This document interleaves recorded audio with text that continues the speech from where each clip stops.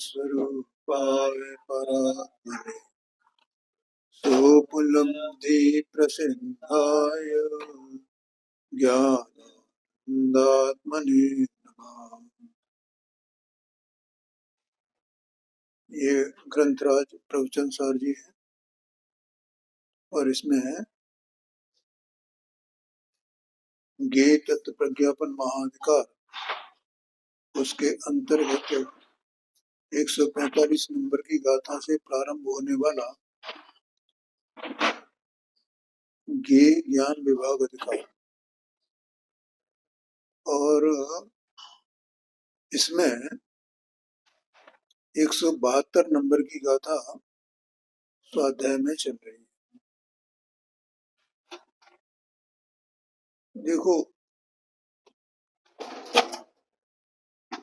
ये ज्ञान ज्ञेय विभाग अधिकार है ना, ज्ञेय ज्ञान विभाग अधिकार। तो ज्ञेय ज्ञान विभाग अधिकार का मतलब ज्ञान शब्द जो है वो आत्मा को रिप्रेजेंट करता है, आत्मा को बताता है। ज्ञान माने आत्मा, और ज्ञेय माने आत्मा के सिवाय सारे पूरा लोकालोक, इसलिए उसको ज्ञेय ज्ञान विभाग अधिकार ऐसा कहा गया। अब यहाँ पर जो ज्ञेय ज्ञान विभाग अधिकार कैसे प्राप्त हो, कैसे जाने अपन उसको, उसके विषय को, तो ये जीव जो है ना अनंत संसार में, अनंत अनंत काल हो गया इसे, अनंत संसार में ये परिभ्रमण करता है।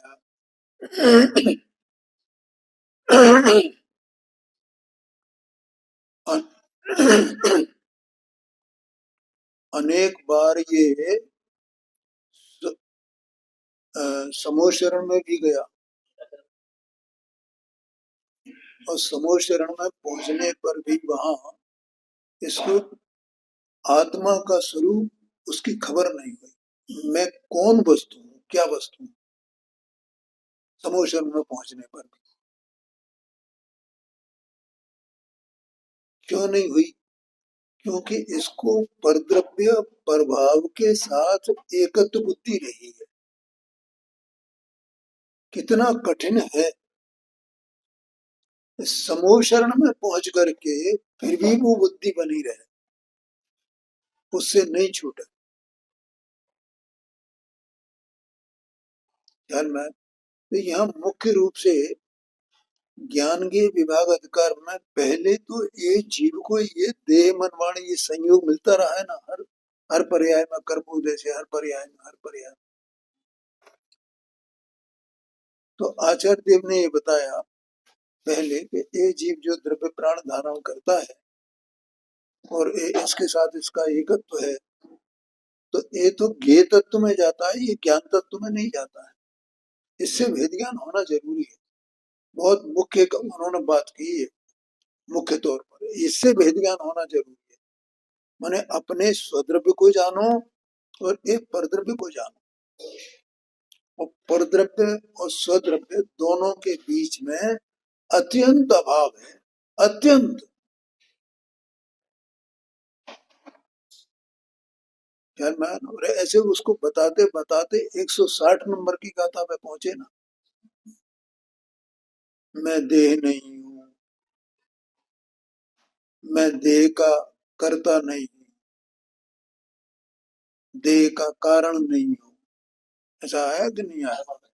हाँ, मन नहीं हूं, वाणी नहीं हूं, वाणी का कर्ता नहीं हूं, कारण नहीं, करने वाले का अनुमोदक में नहीं, कुछ भी नहीं पाए।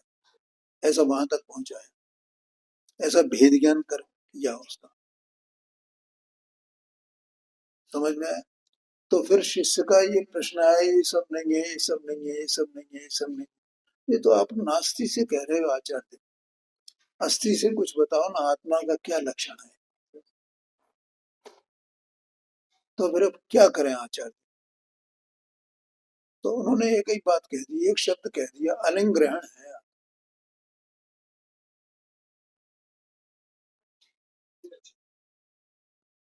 एक बात कही, क्या करें क्या?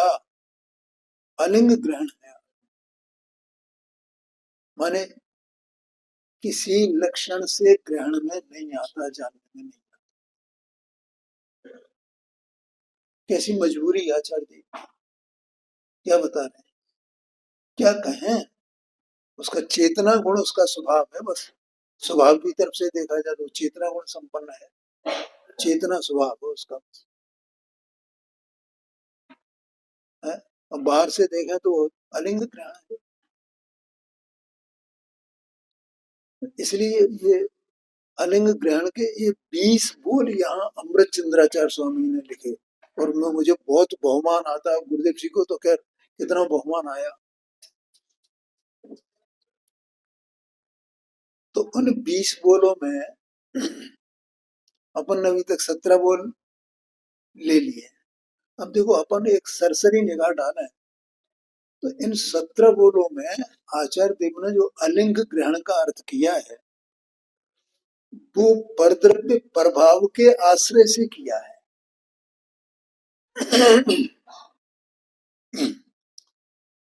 बाहरी स्थितियां, बाहरी परिस्थिति, बाहरी चीजें, इंद्रिय ज्ञान आत्मा का लक्षण नहीं है। तुम आत्मा को माने, आत्मा माने आप स्वयं, आत्मा माने कोई आत्मा बाहर कहीं नहीं है। किसको जानना है? ये जानने वाला, अब जानने वाले को जान है, ये बात है। और तू ही जानने वाला है, और तुझे ही अपने जानने में, अपने जानने वाले आत्मा को, जानने के स्वभाव वाले आत्मा को जानना है। और अगर तू जान जाए तो शाबाश है। ये 20 बोलों में से ध्यान में। अभी जब मैं ये यहाँ बैठा मैंने इनसे ये कहा, मैंने ये पुस्तक और अगर मिले तो ढूंढ के लाओ। मैं 2 ही पुस्तकें लाया था, तो ये 2 पुस्तकें वहां और मिली हैं, और ज्यादा नहीं मिली। क्यों लाया मैं, क्यों मंगाई मैंने? क्योंकि इसमें मैं बोलूंगा, पढ़ूंगा तो वो आप सब लोगों के सामने होना चाहिए, नहीं तो आपको समझ में नहीं आएगा।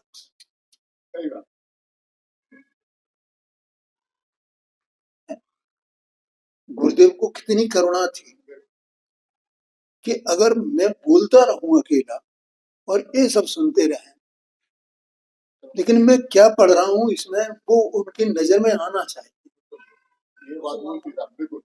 अगर वो जानेगा ही नहीं, और उसकी तो अज्ञान वैसा का वैसे ही रह जाएगा, इसमें क्या लिखा है, इसका क्या स्पष्टीकरण है।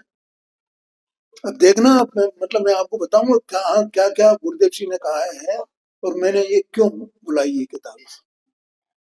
आपको सबको भले ही 4 किताबें हैं, कोई बात नहीं, देखो उसमें मैं आपको बताऊंगा ये बात। तो अपन ने अभी 17 बोल इसमें से पढ़े हैं, तो वो 17 बोल में बाहरी जो चीजें हैं उनसे कहा, क्योंकि इस जीव को क्या है कि बाहरी चीजों से पहचान करता है, बाहरी लक्षणों से पहचान करता है, तो इंद्रिय ज्ञान इसकी पहचान नहीं है। इंद्रिय ज्ञान से ये स्वयं नहीं जाना जा सकता है। किसी बाहर चीज से, इसका अनुमान से ये नहीं जाना जा सकता, जैसे दूसरी चीजों को अपन जान लेते हैं। मतलब जब तक वो स्वयं प्रत्यक्ष नहीं हो, जो भी बाहर में पदार्थ है, जैसे धुआं है, तो धुएं से अग्नि का ज्ञान कब होएगा, जब हम स्वयं अग्नि प्रत्यक्ष होगी, हमें अग्नि और धुआं दोनों साथ साथ प्रत्यक्ष होंगे, तो हम जान सकेंगे कि यहाँ धुआं है, इसका मतलब अग्नि है। लेकिन हम अब वैसे ही जब धुआं है वहां अग्नि है, तो हम ऐसे आत्मा को जाना जा सकता है क्या? कि देखो ये आत्मा का जाना, ये आत्मा की इंद्रियां है ना, ये फलाना है ना, इससे आत्मा है ना, इससे आत्मा को जाना जा सकता है? नहीं जाना जा सकता। हाँ, और आत्मा केवल अनुमान से जाना जाए, केवल अनुमान से, या आत्मा केवल अनुमान से जानने वाला है, न तो आत्मा केवल मात्र अनुमान से जानता जानता है, और न मात्र अनुमान से जाना जा सकता है। तो अन्वय मात्र नहीं है, अनुमाता मात्र नहीं। ध्यान में आया कि क्या विषय चल रहा है? ये मैं आत्मा जानने वाले, अपने जानने वाला जो मेरा स्वभाव है, अपने जानने में मैं अपने ऐसे स्वभाव को जानूं तो मैं अपने को जानूं, मैंने अपने को जाना नहीं है। क्या मैं तो फिर छठवें बोल में कहा कि आत्मा प्रत्यक्ष ज्ञाता स्वभाव है, प्रत्यक्ष ज्ञाता स्वभाव। जैसे उसमें कौन सी गाथा है, नित्य उद्योत रूप, प्रत्यक्ष ज्ञाता स्वभाव। प्रत्यक्ष माने वो अपने से ही जानता है, बस अकेला, किसी कोई चीज है ही नहीं ऐसी कि जिससे वो जाने। और प्रत्यक्ष चीज का अनुमान अनुमान अनुमान का ये कोई कम नहीं बात नहीं, वो स्वयं ज्ञान का कंद है ना, ज्ञान से भरेला, गुरुदेव सिंह भाषा में कहें तो भरचक परिपूर्ण, उसका अंश अंश ज्ञान में है, ऐसा समझना। तो इसलिए अब वो ज्ञान का काम क्या कि जानने का है, तो जान रहा है ना, तो कहाँ से जान रहा है, वहीं से जान रहा है, उसी में से जान रहा है वही। और उसका जानना कहाँ हो रहा है, उसी में हो रहा है। कहीं जानना बाहर नहीं होता है, जानने का कार्य बाहर नहीं होगा। किसी भी वस्तु में कोई क्रिया हो रही है तो वस्तु के चतुष्टय में होगी, उसके बाहर हो जाएगी, उसके चतुष्टय में होगी, उसके बाहर हो नहीं सकती है। द्रव्य क्षेत्र काल भाव, हर वस्तु का अपना एक चतुष्टय है ना, तो उसमें होगी ना वो क्रिया, उसके बाहर कैसे हो जाएगी।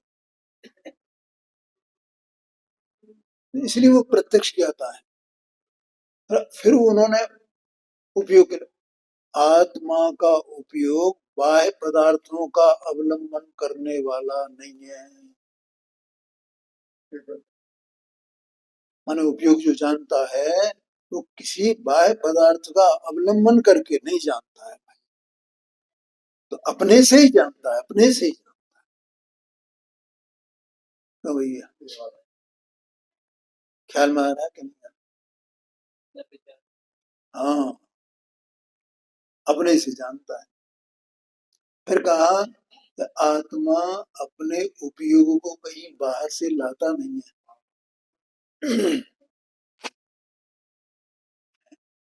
माने ऐसा इस प्रकार से मत जानो अपने को, तुम हे आत्मन, अपने आत्मा को तुम ऐसे मत जानो, इससे तुम नहीं जान सकते अपने को। तुम्हें ये भ्रांति अनाथ से ऐसी पड़ी हुई, इनमें से कोई ना कोई भ्रांति अपने को सबको है, ऐसा होता है, ऐसा होता है, ऐसा आत्मा है, ऐसा आत्मा है। आत्मा ऐसा है ही नहीं। एक ही शब्द का दिया लिंग ग्रहण है, ये 20 बोल उसके लिख दिए, ठीक है। तो आत्मा के उपयोग को कोई ले नहीं जा सकता है, कौन ले जाए?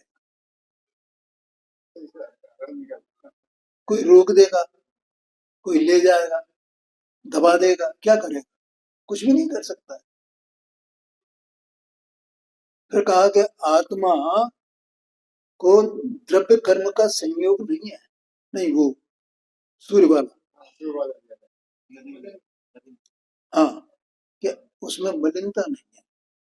क्या है, कुछ लोग ऐसा मानते हैं कि आत्मा गेय के आकार रूप होता है ना, तो गेय के आकार रूप होने में वो मलिन हो जाता है आत्मा, ऐसा मानता है। तो उन्होंने सूर्य का उदाहरण दिया कि देखो सूर्य जो है पूरे लोक को प्रकाशित करता है, तो उसको प्रकाशित करने से क्या वो मलिन हो जाता है? क्या उसमें मलिनता हो जाती है या नहीं होती है उसमें मलिनता? तो ऐसे आत्मा अन्य गेयों के आकार रूप परिणमन करे तो वो उसका स्वभाव है, और स्वभाव कभी मलिन नहीं होता है, उसमें परद्रव्य का कुछ भी नहीं है। परगे का आत्मा जो गेयाकार होता है तो उसमें परगे का क्या कंट्रीब्यूशन है, क्या योगदान है? वो तो अपने से ही उसको उस रूप से हो रहा है ना, गे तो अपने से है। तो ऐसा आत्मा को मलिन मत मानो, तुम ज्ञेय को जानते हो तो ज्ञेय को जानने से तुम्हारा आत्मा मलिन नहीं होता है। वो पवित्र ही रहता है। फिर कहा कि वो आत्मा को कर्म, द्रव्य कर्म का संयोग नहीं है। द्रव्य कर्म न्यारा है, उसका न्यारा चतुष्ट है, आत्मा का न्यारा चतुष्ट है। तुम द्रव्य कर्म से आत्मा को क्यों मानते हो? फिर उसके बाद कहा कि ये इंद्रियों के द्वारा आत्मा का जो उपयोग है वो इंद्रियों के द्वारा विषयों का भोग करता है। इसको ऐसा लगता है ना मैं विषयों को भोगता हूँ, ये आत्मा निकल जाए तो कौन भोगेगा? मैं ही तो भोगता हूँ, मैं तो भोगता हूँ इंद्रिय विषय। तो कहा कि नहीं, आत्मा का ऐसे स्वरूप ही नहीं है भाई। तो इसलिए ये मानता है कि मैं आत्मा हूं ना, मुझे आत्मा का बोध हो रहा है ना। कैसे हो रहा है कि मैं सब ये सुख दुख अनुभव करता हूं ना, ये सुख दुख का अनुभव करना है, यही तो आत्मा है ना। बोलो, इसने क्या किया? उस सुख दुख को अपने में मिला दिया। आत्मा सुखी दुखी होता नहीं, सुख दुख न्यारा है, आत्मा न्यारा है। ऐसा मत जानो, ये कह रहे हैं। बोलो पांडे जी, ख्याल में आया?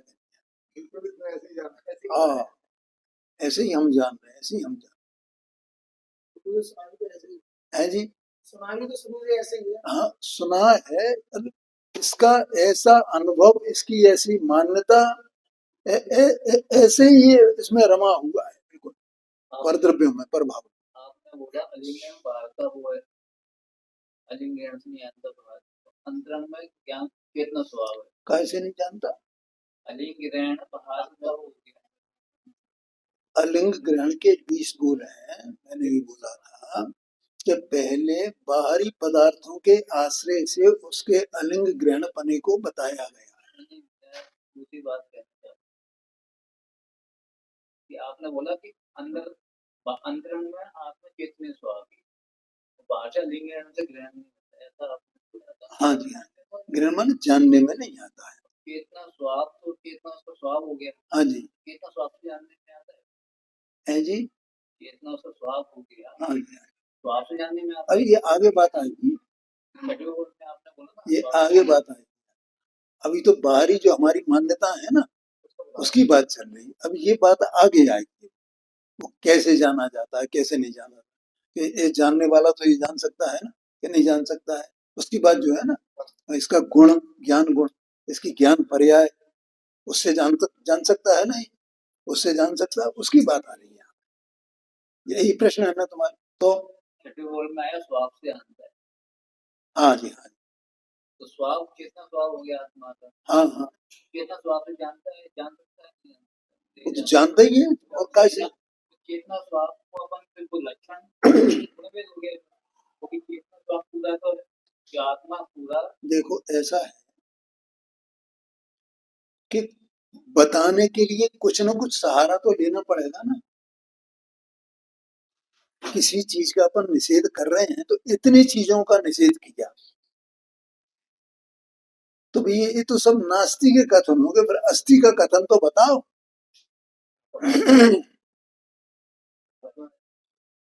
ख्याल में है ना? जैसे उसमें कहा अरस है, अरूप है, अगंध है, अशब्द है, अव्यक्त है। तो अरे ये तो सब नास्ति की बातें हो गई ना। कोई अस्थि की बात तो बताओ, कोई उतनी चेतना गुण संयुक्त है क्या करें? ये अस्थि नास्ति के बिना नहीं चलता है, ऐसा है। सबको तो बता भी सकते हैं ना, महिमा और पदार्थ। हाँ जी, हाँ जी। लेकिन वो मानो उसे जानना कैसा तुम, ये तो बताने की बात है ना। तुम उसे जानना कैसा? जानना माने क्या? मैंने कई बार बोलता हूँ, जानना माने क्या? जानना माने अब तेरा जो जानना है, तेरी जो ज्ञान की पर्याय है, वो ज्ञान की पर्याय तुझे ही जाने। तू ज्ञान की पर्याय जो है उसमें उसमें ही गुप्त हो जाए, इसका नाम जानना है, आत्मा को जानना है। तो बाहर में क्या रहेगा? फिर कोई भेद रहेगा, कोई गुण का, कोई पर्याय का, कोई द्रव्य का। कि मैं द्रव्य हूँ, कि मैं पर्याय हूँ, कि मैं गुण हूँ? कौन सा भेद रहे हैं? इसका नाम जानना है। ऐसा जानो आत्मा को, इसका नाम ग्रहण है आत्मा को, बाकी सब अलिंग ग्रहण है। मैं ज्ञान की पर्याय ज्ञान को ज्ञान के लक्षण हुआ उसका। हाँ जी, नहीं आएगा। तो ये तो भैया अभी बताया तो तुम्हें, ये तो शब्दों का आश्रय लेकर के बताना पड़ेगा ना। जब तुम्हारा ज्ञान गुप्त हो जाएगा तो क्या करेगा? वहाँ ये बात होगी क्या, मैं ज्ञान गुण की ज्ञान पर्याय से ज्ञान स्वरूप आत्मा को जान रहा हूँ? आएगी?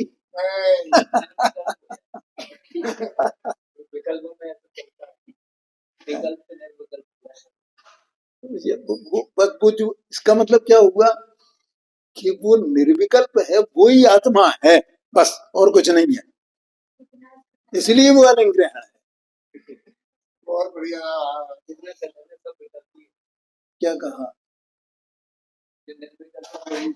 वही आत्मा है। तो आत्मा स्वभाव से निर्विकल्प है ना, तो उसकी निर्विकल्पता की पर्याय में भी व्यक्तता हो गई ना। और द्रव्य और पर्याय एक स्वभाव हो गए ना, एक में एक हो गए ना।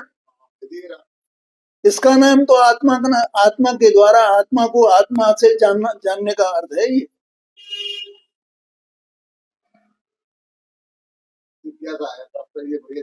नहीं नहीं, बढ़िया है, बहुत अच्छा है। नहीं नहीं, बहुत ही बढ़िया, बहुत जोरदार बात, बहुत जोरदार बात। इतने कम समय में इन्होंने मतलब बहुत जबरदस्त, उसका कारण भी बहुत गंभीर रुचि है, आपको बाहर से पता नहीं चलता है।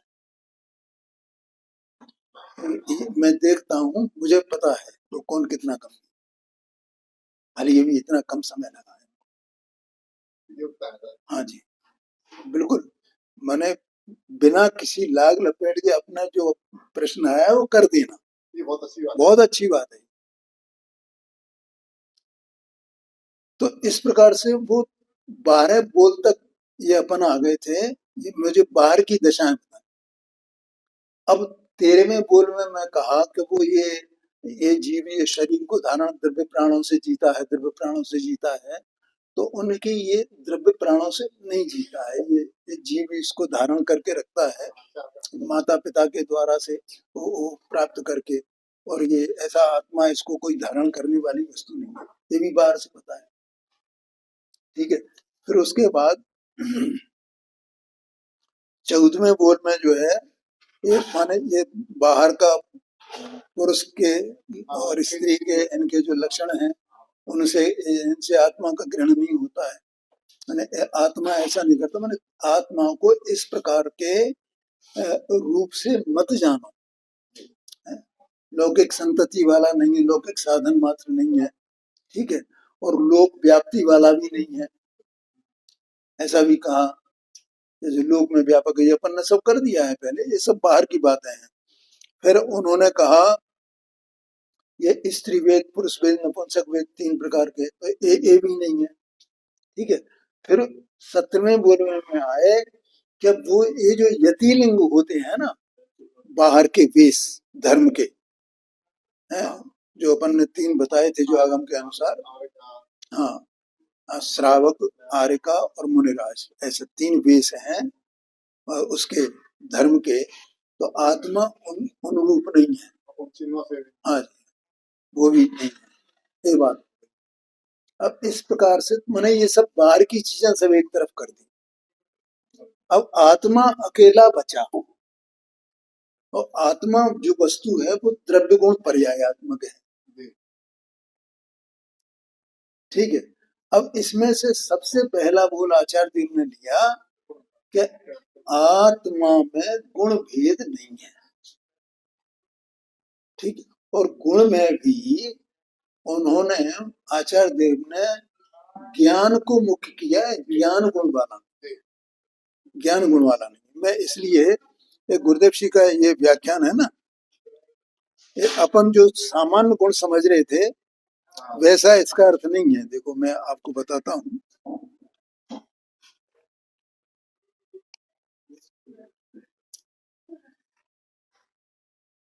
ये 67 पेज पर है और तीसरा नंबर का बोल मैं यहाँ पढ़ रहा हूँ। देखो,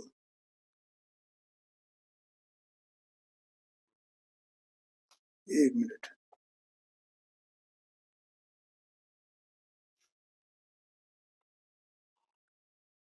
हाँ, 75 पेज पर है, 67 पे नहीं।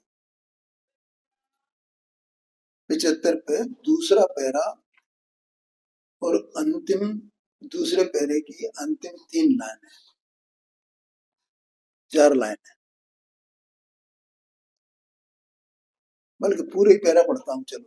हे भव्य, तू आत्मा को अलिंग ग्रहण जान, ऐसा कुंद कुंदाचार्य देव कहते हैं। इस 18वें बोल में अलिंग ग्रहण का अर्थ आ माने नहीं, लिंग माने गुण और ग्रहण माने अर्थावबोध। अर्थावबोध शब्द है ना इसमें, और अर्थावबोध का अर्थ किया है गुरुदेव जी ने ज्ञान। आगे कहते हैं लिंग और ग्रहण के अर्थ भिन्न किए हैं। देखो, लिंग का अर्थ तो गुण कहा है, ऐसा गुरुदेव जी फरमाते हैं। लिंग का अर्थ गुण, लिंग का अर्थ तो गुण कहा है, परंतु गुण तो सामान्य है। गुण शब्द से सामान्य अनंत गुणों में लागू हो जाता है वही गुण, सब गुण, सब गुण, सब गुण, सब गुण। जैसे वृक्ष वृक्ष वृक्ष सामान्य। गुण तो अनेक हैं, उनमें से कौन सा गुण?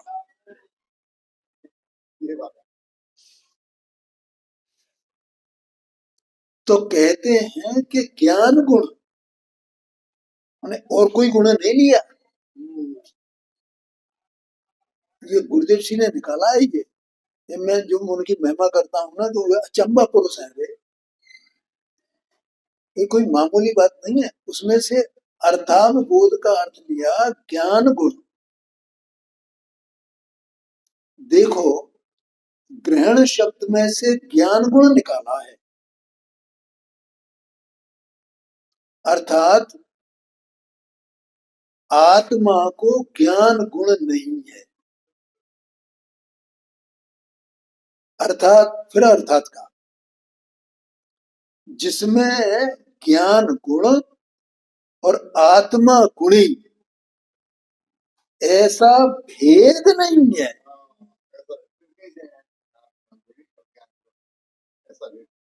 ऐसा भेद नहीं है, ये कहते हैं। वह आत्मा शुद्ध द्रव्य है, वो आत्मा शुद्ध द्रव्य है जिसमें ज्ञान गुण और आत्मा गुणी ऐसा भेद नहीं है।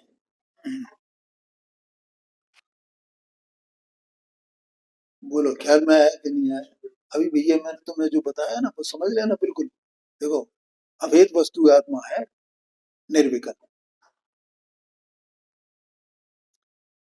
अब इसमें इसी पेज पर आगे 3 बोल दिए हैं, तो उसमें से तीसरा बोल मैं पढ़ता हूँ। आत्मा अनंत गुण रूप एक अभेद वस्तु है। 2 बोल जो दिए हैं वो शरीर मन वाणी रागादि भावन करिए, ये तो बात पहले हो गई अनंत बोलों में, उनकी कोई बात नहीं है। आत्मा अनंत गुण रूप एक अभेद वस्तु है।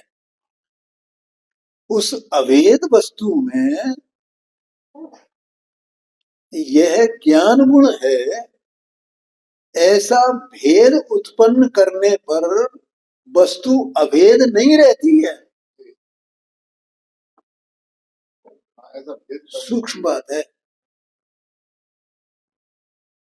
क्योंकि ऐसा भेद विकल्प में उदित होगा तो आत्मा का ग्रहण नहीं होगा। हाँ, ओ, वो तो मैं के द्वारा समझाया गया है। हाँ जी, हाँ जी। ओ, ओ, मैं कहता हूँ कितना कठिन है ये। तो उपकार नहीं होगा, जीव का अपकार होगा। ये धर्म नहीं होगा, अधर्म हो जाएगा। यह ज्ञान गुण है, ऐसा भेद उत्पन्न करने पर वस्तु अभेद नहीं रहती। ऐसे भेद के लक्ष्य से, अब इसका प्रयोजन होगा, ऐसे भेद के लक्ष्य से धर्म नहीं होता। लो गुरुदेव जी खुद कह रहे हैं, धर्म नहीं होता है, सम्यक दर्शन नहीं होता है, सम्यक ज्ञान नहीं होता है, सम्यक चारित्र नहीं होता है, मोक्ष मार्ग नहीं होता है, मोक्ष नहीं होता है, संवर निर्जरा नहीं होती।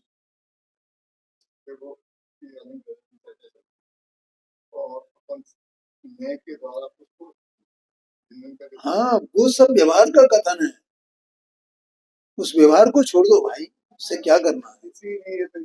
हाँ ठीक है, समझने समझाने के लिए सब ये व्यवहार है, कोई बात नहीं, लेकिन आत्मा को कैसा जानना,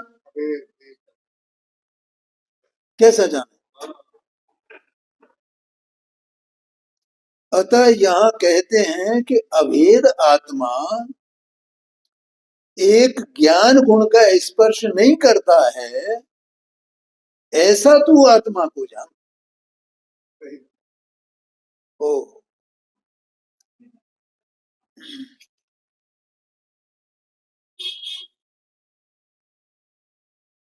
अगले पेज पर दिया है इसमें,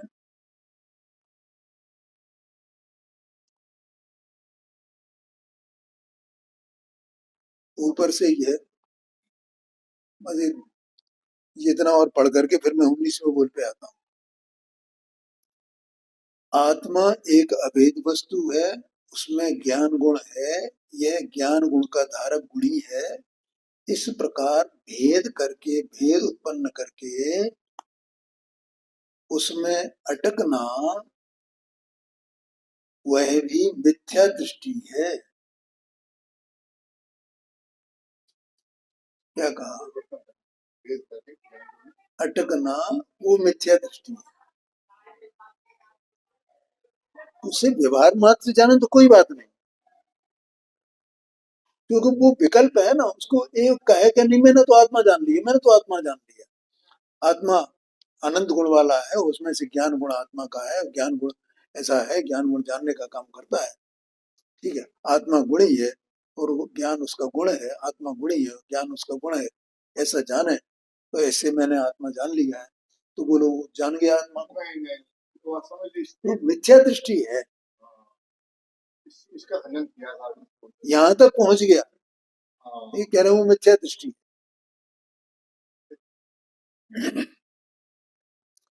अतः इस बोल में कहते हैं कि अभेद आत्मा ज्ञान गुण को स्पर्श नहीं करता। अब इस सब सारे को समेट आऊं, इसका अर्थ क्या हुआ, यहाँ क्या कहा। हाँ देखो इसमें था ना, आत्मा 18 नंबर का बोल देखना, और अंतिम वाक्य उसका, इस प्रकार आत्मा गुण विशेष से आलिंगित न होने वाला, गुण विशेष मतलब यहाँ ज्ञान गुण, अनंत गुण है ना, तो अनंत गुण तो सामान्य में आ गए गुण तो, लेकिन गुण विशेष माने ज्ञान। आत्मा गुण विशेष से आलिंगित न होने वाला, इसका अर्थ निकाला है गुरुदेव जी ने। सब अन्य कौन समझेगा कि आलिंगित नहीं होने वाला क्या मतलब है इसका।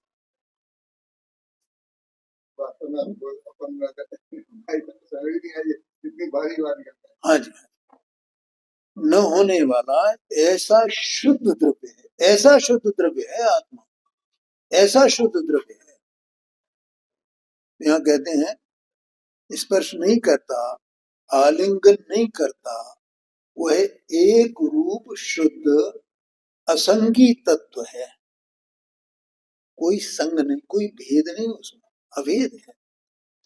देखो अपन जब ये प्रवचन सारथी प्रारंभ किया था और 80 नंबर की गाथा से अपन ने प्रारंभ किया था, तो ये द्रव्य गुण पर्याय के स्वरूप को समझने के लिए किया था। जगत को पता नहीं द्रव्य गुण पर्याय का क्या स्वरूप, अपने मन से कल्पना कर, ये कौन? जो शास्त्रों को पढ़ने वाले हैं उनकी बात मैं कर रहा हूँ। वो दिनों रात लगे रहते हैं, उन्हें द्रव्य गुण पर्याय का स्वरूप पता नहीं है, वस्तु का द्रव्य गुण पर्याय का स्वरूप क्या है। गुण भेद नहीं है ये बात नहीं है, पर्याय क्षणिक नहीं है ये बात नहीं है, पर्याय उसमें उत्पन्न होती है ये बात नहीं है, पर्याय है सो द्रव्य नहीं है, द्रव्य है सो पर्याय नहीं है ये बात भी नहीं है, जो गुण है सो द्रव्य नहीं है, द्रव्य है सो गुण नहीं है ये बात भी नहीं है। ध्यान में आएगा, यहां तक भी पहुंच जाए तो भी आत्मा का अनुभव होगा क्या? इसका प्रयोजन तो ये पहले द्रव्य गुण पर्याय को बराबर से समझे, अस्थि नास्ति से। द्रव्य गुण पर्याय को भी अस्थि नास्ति से समझना नहीं, गुण गुणी का भेद नहीं है ना, ये नास्ति हुई ना। आत्मा तो अभेद सामान्य शुद्ध द्रव्य है, इसका नाम शुद्ध द्रव्य है, तो जिसमें गुण गुणी का भेद नहीं है। और गुण गुणी का भेद है क्या नहीं है तो वो भी समझना पड़ेगा। वो हाँ है, क्योंकि अगर गुण गुणी का भेद नहीं होगा तो क्या होगा पता है? इसमें बुल आएगा। क्या होएगा अगर गुण गुणी का भेद नहीं होगा तो? माने एक गुण रूप रह जाएगा आत्मा, तो एक ही गुण वाला रह जाएगा आत्मा, अन्य गुण फिर कहाँ गए?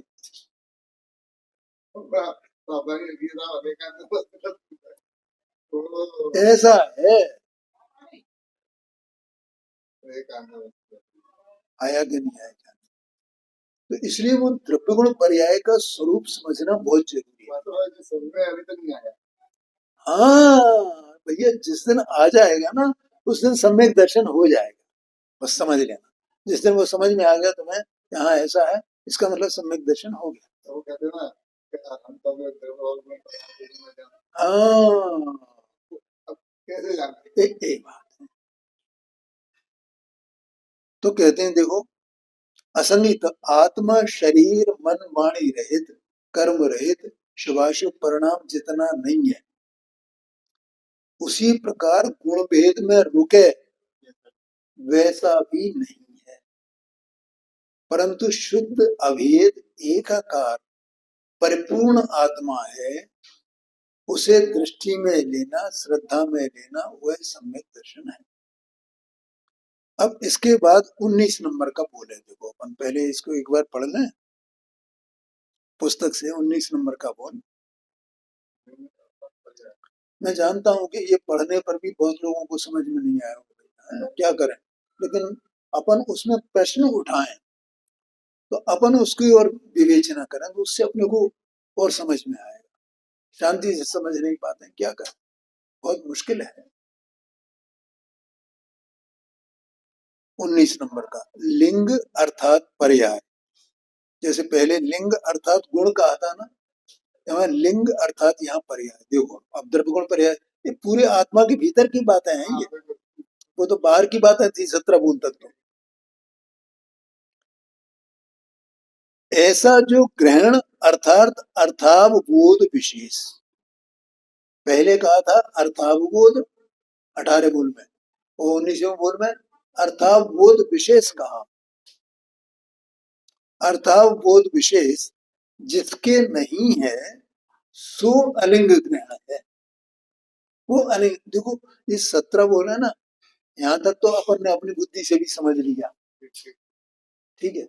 वो बुद्धि समझ के फिर बाद में मैंने ये भी देखा गुरुदेव जी का, तो बिल्कुल वैसा का वैसे ही सब गुरुदेव जी की हर बोल में कोई गुरुदेव जी का अभिप्राय था।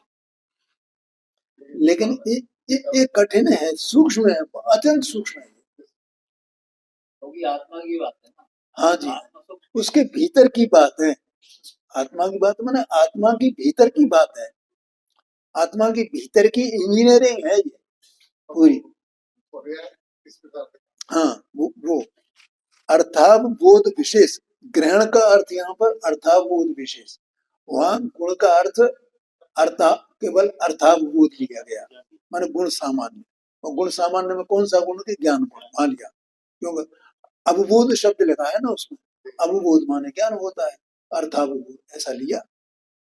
तो यहाँ लेकर अर्थावबोध विशेष जिसके नहीं है सो अलिंग ग्रहण है।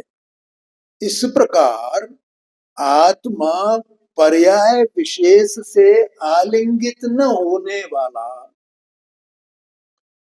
ऐसा शुद्ध द्रव्य है, पर्याय विशेष से आलिंगित नहीं होने वाला, ऐसा कहा। अब देखो गुरुदेव जी का व्याख्यान।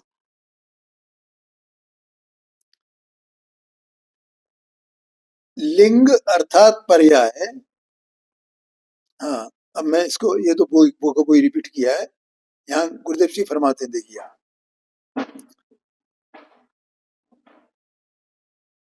यहाँ लिंग अर्थात पर्याय, ये 77 पेज पर है, जिनके पास पुस्तक हो देख लेना, नीचे अंतिम से दूसरा पैरा है। यहाँ लिंग अर्थात पर्याय है, परंतु पर्याय तो अनंत है, अतः ग्रहण का अर्थ ज्ञान की पर्याय लिया है। जैसे वहां ज्ञान गुण को लिया था, यहाँ ज्ञान की पर्याय को लिया है, अन्य पर्यायों को नहीं लिया। इसलिए उसको अर्थावबोध विशेष कहा, क्योंकि पर्याय विशेष है, गुण सामान्य है। वह जिसको अर्थात आत्मा को नहीं है, ज्ञान की पर्याय आत्मा को नहीं है, वह शुद्ध द्रव्य है। क्या कह रहे हैं साहब, आत्मा को ज्ञान की पर्याय नहीं है? अभी मैंने क्या बोला था, मैंने बोला था ना कि मैं ये ज्ञान गुण वाला हूँ, मैं ज्ञान स्वरूप हूँ, और ज्ञान की पर्याय से मैं अपने ज्ञान स्वरूप आत्मा को, ज्ञान स्वभाव वाले आत्मा को जानता हूँ ना। हो गया जानना? ये बात है कि आत्मा को ज्ञान पर्याय नहीं है, तू कहाँ ज्ञान पर्याय का भेद करके बैठा है? इतनी सूक्ष्म बात है। अगला बोल इससे भी ज्यादा सूक्ष्म है। वह जिसको अर्थात आत्मा को नहीं है, शुद्ध द्रव्य है। यहाँ आत्मा को ज्ञान की पर्याय नहीं है, अर्थात इसका अर्थ क्या हुआ? शुद्ध द्रव्य एक पर्याय जितना नहीं है। आत्मा जो शुद्ध द्रव्य है वो एक पर्याय के बराबर है क्या? ये बात है, इसलिए वो भेद हो जाएगा ना। क्या कहा?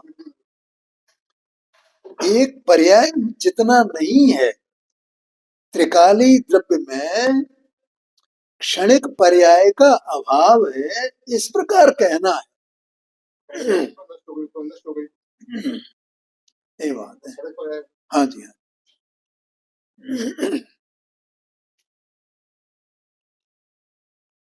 देखो यहाँ पर 3 बोल देते हैं। चलो वो समय हो गया है, आगे की चर्चा अपन कल करेंगे, ठीक है।